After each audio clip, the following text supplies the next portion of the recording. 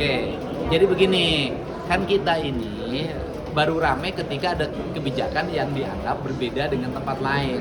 Tapi kan kita tidak ramai ketika anak-anak sekolah menganiaya orang, ketika anak-anak sekolah di Purwakarta, anak usia SMP 8 itu membunuh secara terencana kakeknya karena tiap malam dihabiskan waktunya untuk main Mobile Legend karena ada fasilitas dari pemerintah daerah dalam bentuk wifi gratis.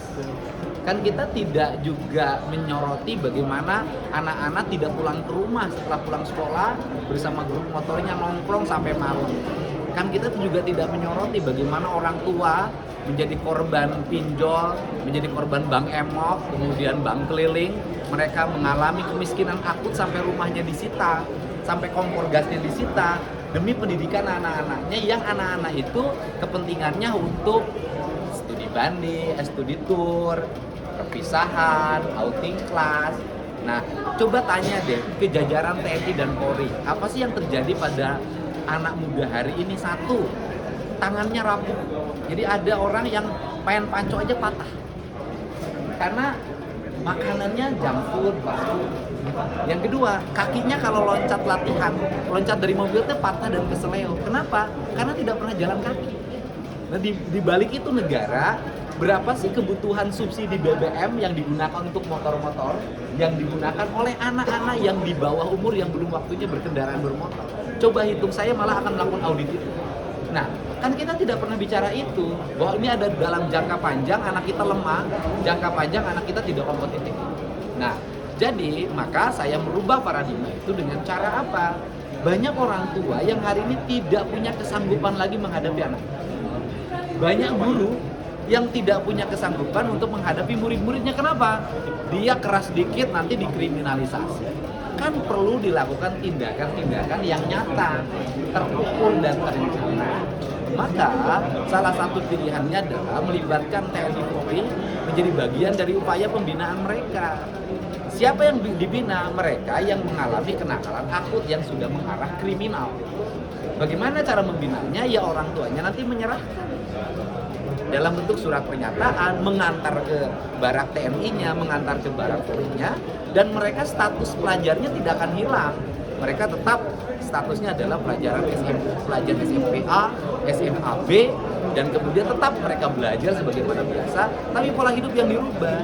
Satu, misalnya jam tidurnya harus jam 8, itu kan susah tuh, kalau di rumah nggak bisa. Dua, bangunnya harus jam 4 pagi. Tiga, begitu bangun harus mandi. Setelah mandi mereka membereskan ruang tidur mereka. Setelah itu mereka membersihkan lingkungan halamannya. Setelah itu mereka harus sarapan pagi. Setelah itu mereka pergi ke sekolah. Sore harinya nanti mereka belajar berolahraga bersepak bola, main voli, latihan baris berbaris, push up, sit up. Yang itu saya lakukan dulu ketika SMA. Hari Senin Kamisnya diajarin puasa Senin Kamis. Setelah maghrib mereka belajar mengaji bagi muslim. Kan bagus. Kan ini arah pembinaan yang tidak didapatkan di ruang lingkup kehidupan pribadi mereka di lingkungan rumah. Dan tidak ada pelatihan militer. Jadi masuk barak militer bukan latihan perang-perangan, bukan.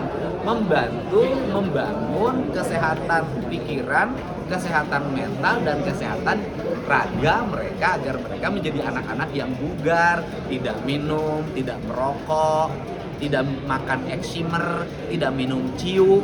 Yang itu obat-obatan itu marak di mana-mana. Kayaknya tanggal 2 Mei berarti diterapkan di mana saja, bagaimana? Beberapa daerah ada yang sudah menyediakan, kan kewenangannya ada di bupati wali kota juga, bukan hanya kewenangan di provinsi. Nah, ada saya di tanggal 2 akan menyelenggarakan itu di Kota Bandung. Tetapi Kabupaten Purwakarta bupatinya udah telepon saya, sudah siap untuk melakukan pembinaan kerjasama dengan Batalion Armet 9 Pasopati. Kemudian Kabupaten Cianjur menyatakan sudah siap. Nanti malam saya cek lagi yang bupati wali kotanya memiliki kesiapan. Bisa 6 bulan, bisa setahun. Tetap belajar di sekolah. tetap belajar, mereka tetap melaksanakan kegiatan belajar mengajar, gurunya mengajar di sekolah, cuman bedanya mereka melaksanakan kegiatan itu di areal komplek militer atau Polri. Nanti ada ruang kelasnya, nanti ada guru yang dari sekolah di mana dia asal untuk berkunjung, gak ada problem apapun. Saya dulu pernah membuat ruang itu dengan membuang ruang sepak bola. Saya bukan baru loh. Saya dulu bikin sekolah sepak bola namanya Asad Jaya Perkasa yang sekarang pemainnya sudah banyak menjadi pemain nasional. Mereka dimasukkan dalam barak komplek, kemudian mereka dididik sekolah sepak bola dan mereka terafiliasi pada sekolah-sekolah tertentu dan berhasil menjadi pemain-pemain timnas, pemain profesional hari ini. Kalau koordinasi Bermasalahnya seperti apa? Tukang tawuran, tukang mabuk, tukang main Mobile Legend, yang kalau malam kemudian tidurnya tidak mau sore, ke orang tuanya melawan, melakukan pengancaman, di sekolahnya bikin ribut, bolos terus, dari rumah berangkat ke sekolah nggak nyampe, kan kita semua dulu pernah gitu ya. Kang Deddy, Kang Deddy,